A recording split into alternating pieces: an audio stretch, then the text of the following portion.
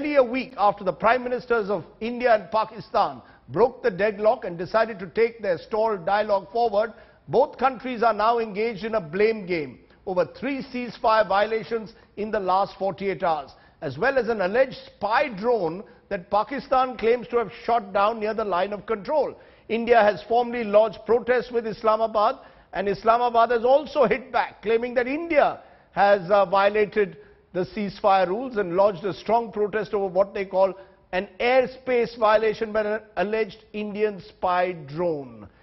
The army is also claiming that the Indian drone was being used for aerial photography in Pakistan-occupied Kashmir. Home Minister Rajnath Singh has held a high-level meeting amidst these ceasefire violations by Pakistan, with External Affairs Minister Sushma Swaraj and Defence Minister Manohar Parrikar also joining in. Meeting also attended by National Security Advisor Ajit Doval. Let's listen in to what the Foreign Secretary has just had to say. 2 additional issues were raised. One pertains to the alleged downing of a drone purportedly from India.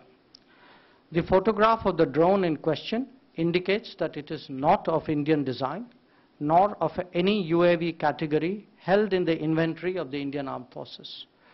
It appears to be of Chinese design and is commercially available off the shelf. He emphasized the seriousness of the unprovoked firing by Pakistan and conveyed that we would retaliate if it continued. Accordingly, yesterday night, our forces retaliated. What about the ceasefire violations, sir? Ajit Doval spoke to you twice yesterday. Will the ceasefire violations also continue, sir? So any comment on that drone, the complaint that you had made? I think our side, we start on. Right, sir. They had made, our spokesperson also is spoke with the media. But it was a Pakistani drone, sir. That's the agency that telling us. Okay, let me go straight across. Gaurav Sawant, our Strategic Affairs Editor, is going to tell us a thing or two about drones. Smita Sharma, who tracks the Ministry of External Affairs, is also joining us. But first to you, Gaurav. The Pakistanis are claiming it's an Indian spy drone. India is claiming this is a Chinese-made drone. The Pakistanis are lying. Tell us exactly what the drone that we are talking about that has led to this latest war of words between India and Pakistan. Give us a sense about this drone first. Rajdeep, before saying that this Pakistani claim is completely ridiculous, let me just tell you what I'm holding in my hand is the Phantom 3. This is the drone that Pakistan claims was Indian and brought down in Pakistani territory. Why is this claim so ridiculous? Because Phantom 3 is a quad-core. Quad-core basically means it's a quadcopter. There are 4 rotors to this. What does it do? Rajdeep, this can barely fly for 20 minutes. For 20 minutes it can fly.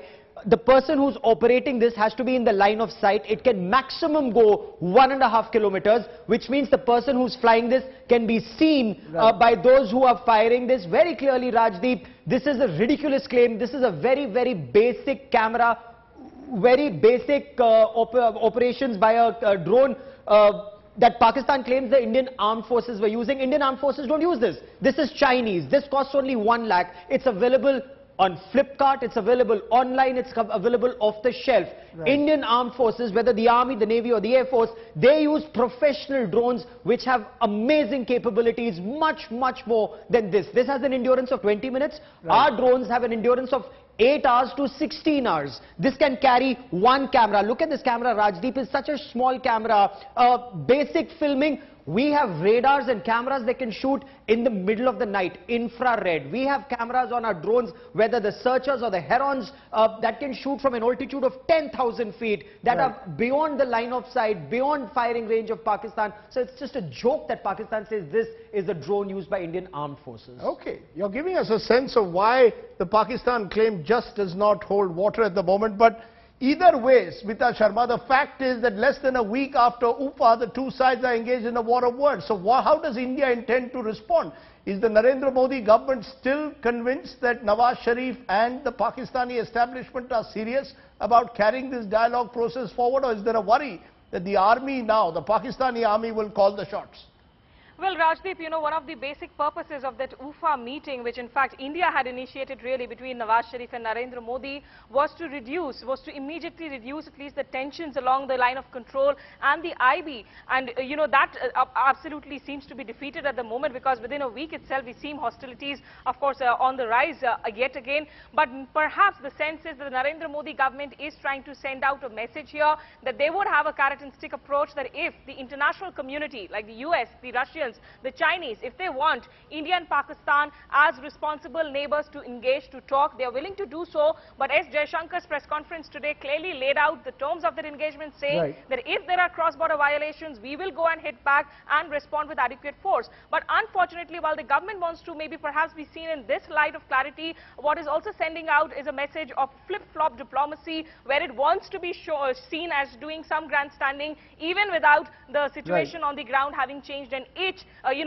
from the time when they had called off the foreign secretary talks in August. Okay, so clearly diplomacy under strain, but as Gaurav has also pointed out, the drone drama which has been created today clearly is not measuring up with what we are finding on the ground. A Chinese drone is being now suggested as if the Indian army was responsible for sending it across the LOC. Gaurav Sawant and Smita Sharma, appreciate your joining us there on that story.